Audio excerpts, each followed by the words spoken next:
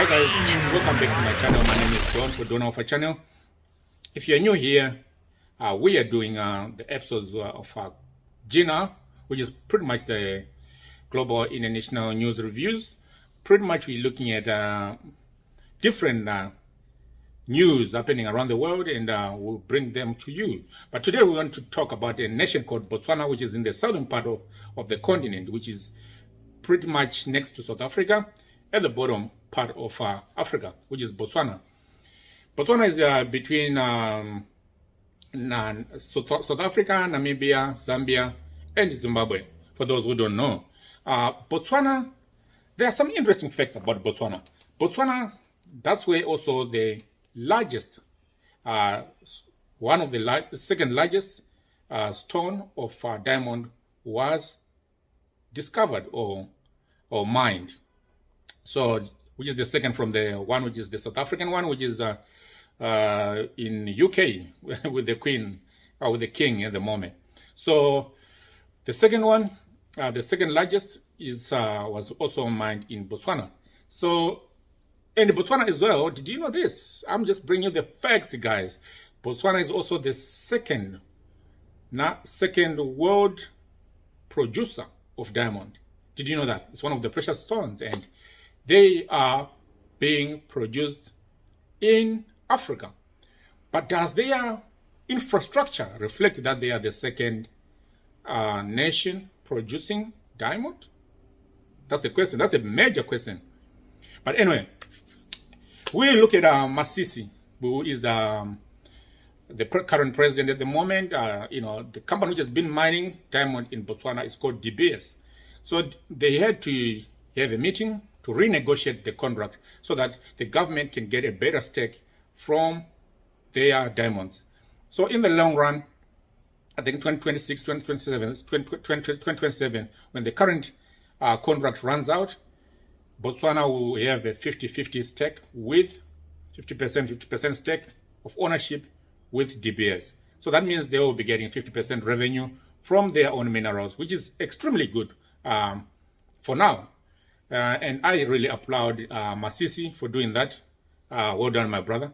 And they also created a fund, a diamond fund, whereby the money which is coming from the diamonds, they will be going to this fund for the development of Botswana infrastructure and all that kind of stuff. They already have a sort of a Silicon Valley, whereby they have their own technology park, which is pushing the lives of Botswanaians and probably Africa at large in the long run, which is running properly well. So, looking at it, I think, don't we have something as Africans here? The idea of renegotiating contracts. This is something which you have to understand from Cairo to Cape Town. You have to understand this idea of renegotiating the agreements which were done by some people who were compromised. The previous presidents were compromised. Because we struggle right now for the presidents to raise income and or revenue to build any public good. Because the money we raise from our economies, we use it to pay the debts, different debts. It could be IMF debt, it could be Shanghai debt, it could be, but Shanghai is recent, so it could be any other China debt or something.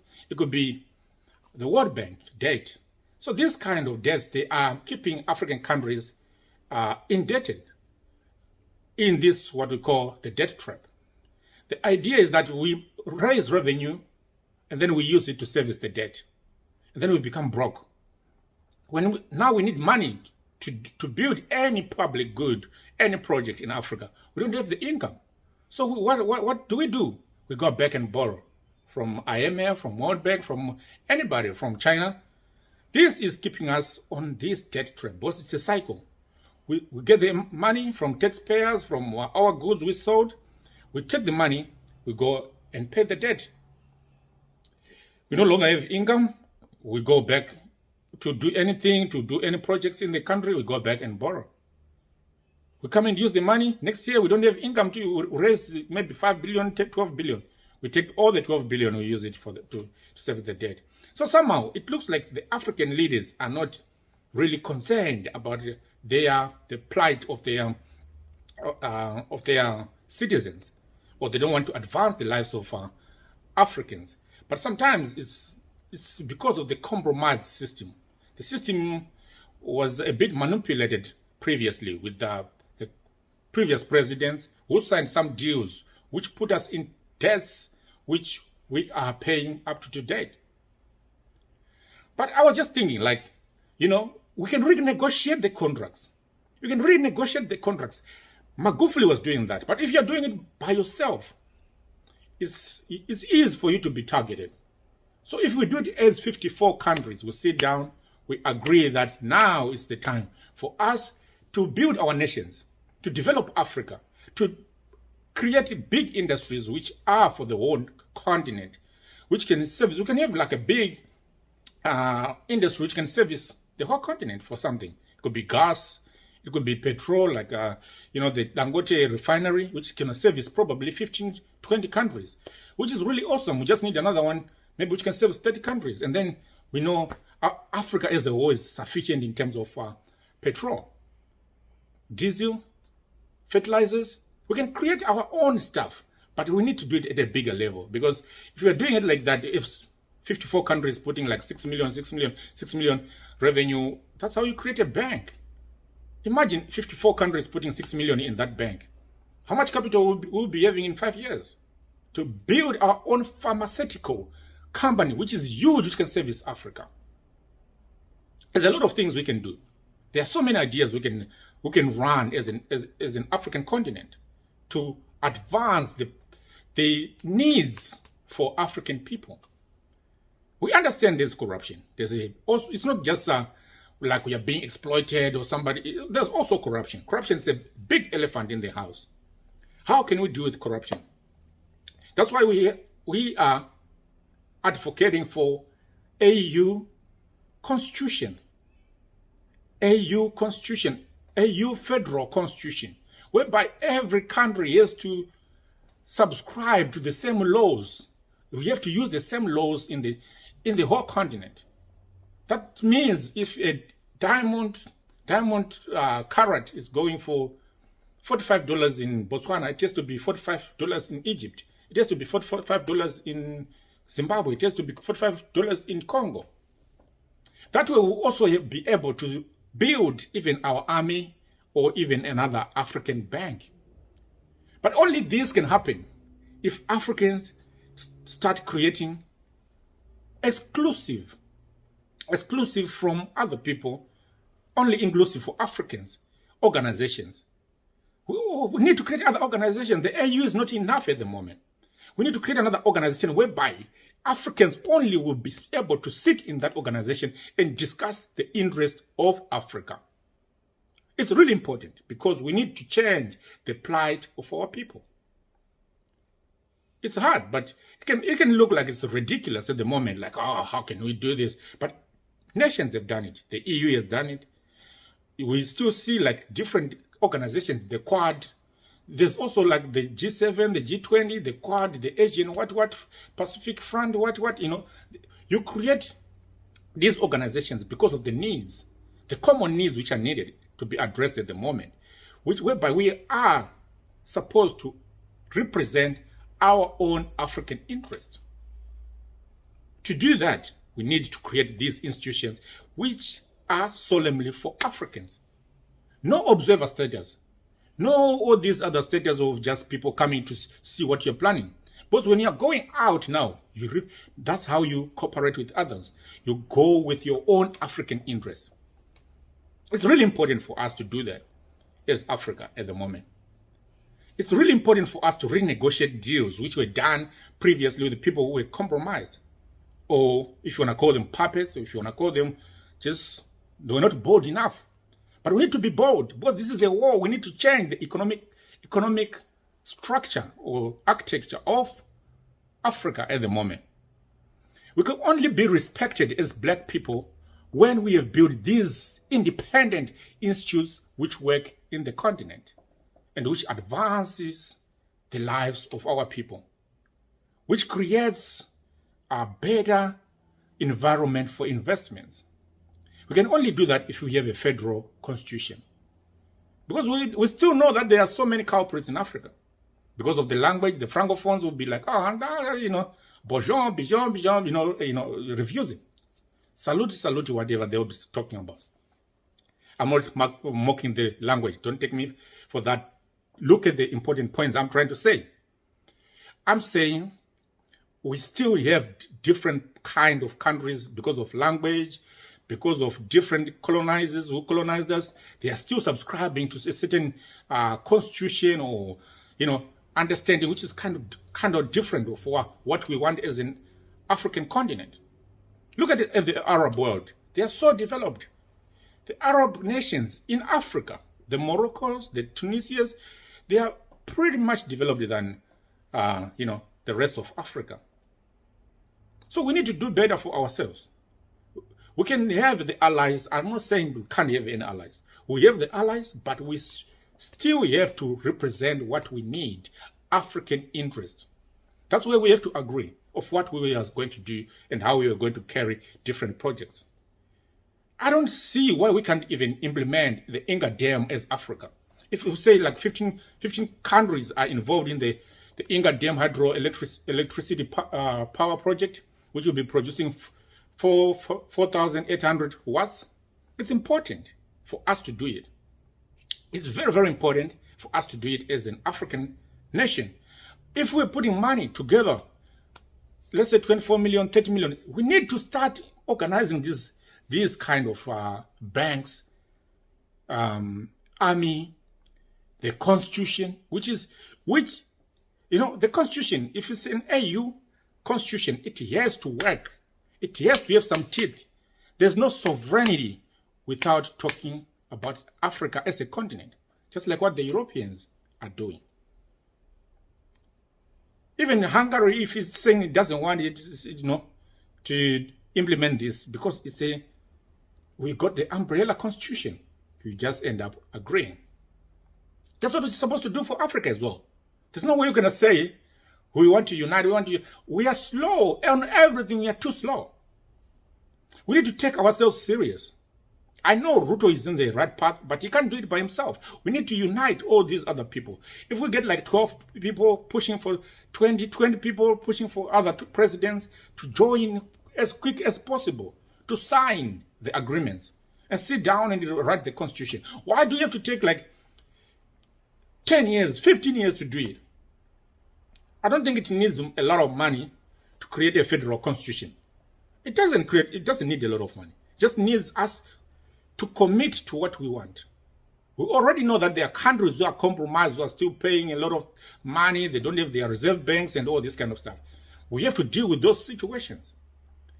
Because the problem we might have, we don't want to have a problem whereby ECOWAS was leading the African continent, they created their passport, and they wanted to create their money, their currency. And then they failed because of one or two countries, because they are subscribing to the Francophone. To France. We don't want such kind of obstacles. When you're doing any project, you need to sit down and do the SWOT analysis. Look at the strengths, the weaknesses, and all this kind of stuff. Opportunities, threats, and anything which you're going to meet in the implementation of the project. So pretty much the ECOWAS didn't do the SWOT analysis. They didn't do it. If they had done it, they could have seen all this. Like, of course, they're going to have a stumbling block, which is France. They're going to try to disturb them. But you have to be resolute. If you're coming up with some of these radical ideas which are going to push the lives of Africans forward, you have to be strong, definitely.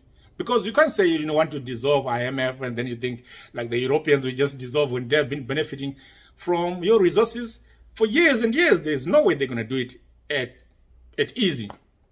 That won't be a conversation they want to even talk about. So with these multilateral financial systems we are trying to create, it's important for Africa to know that we are coming from a disadvantaged point. So we need to be very resolute if we are to create anything for the betterment of our lives or the generation which comes after us. our children. It's important. The youth now can't even access capital. Capital is very expensive because we don't have even our own banks as Africans. So we need to start creating some of these things to create conducive environments for us, not to stick with the old constitution, which was used to suppress our people. They are the same constitutions which are being used up to today in most countries. There's nothing which has changed, like they got like a different constitution. Just a few amendments there. But the constitution on its own is an oppressive constitution. So we need to remove some of the laws which it doesn't help us as a people. It's very, very important for Africa to build organizations which are solemnly for Africa from the AU. We're not saying dissolve AU. The AU will be there. But you know, they always create these organizations. Look at the Quad. It's Australia, what. Because they are trying to counter China on what. They will create this Pacific, what. We create organizations depending with the needs you want to solve. We got a different need here. We want to solve the African lack of representation in terms of our interest. We are not being represented properly. So we want to represent our African interests to the world. So we need to build them somewhere. We need to work on them somewhere. We have to sit down and brainstorm and put them on paper in a different platform. Not in a platform where you're being observed, whatever you're saying is being recorded, and you know, there's already a counter before you even implement anything. You have to create spaces whereby you can have, as African leaders, be able to discuss freely as Africans. And then you go and deliver. We really need some of these kind of organizations. It's important for us. It doesn't need a lot of budget to do these things. And it's important for Africa to turn around and work extremely hard for people, because we are coming from a disadvantaged disadvantaged background. And you look at everything which is being done to Africans, it's all disadvantaged from religion. Everything is kind of being colonized, to be recolonized, to recolonize whatever we have, the constitution, whatever we are following at the moment, it's slowing us down. Or the idea, even the idea of the smart energy, we are producing 2 to 3% emissions in Africa. And we are the ones who are running around leading the climate change summits. Don't you think that America and China, who are producing a lot of emissions, who are well industrialized, are the ones who are supposed to be leading this kind of summits? You know, you see the climate change, Egypt, now you see the climate change, China, Kenya. What is that? What are you leading? Aren't you thinking that you are being played somehow, or you're buying something, or you're being committed, like you're committing some other deals, like South Africa committed to another deal for about maybe 2-3 billion from the World Bank for smart energy? How are you just being accepting that without even challenging it? Why don't you keep on using your coal? Africa is already a dark continent. We don't have enough energy, and you want to rush and close the coal mines. Does it make sense to you? You don't have any even replacement. You are already insufficient. You have insufficient energy, and then you're rushing to close the coal mines. Does it even make sense to you? Don't you think that we are limited in our ways of how we're doing things? We are limited in the ways of how we're thinking. We are still thinking in this slavery mentality in our head. I don't know why. For some reason, that mentality is still in our heads. I don't understand why. Why would that? You have insufficient energy and you rush to close the coal mines, the coal-generated electricity. It doesn't make sense. And Germany is reopening its own.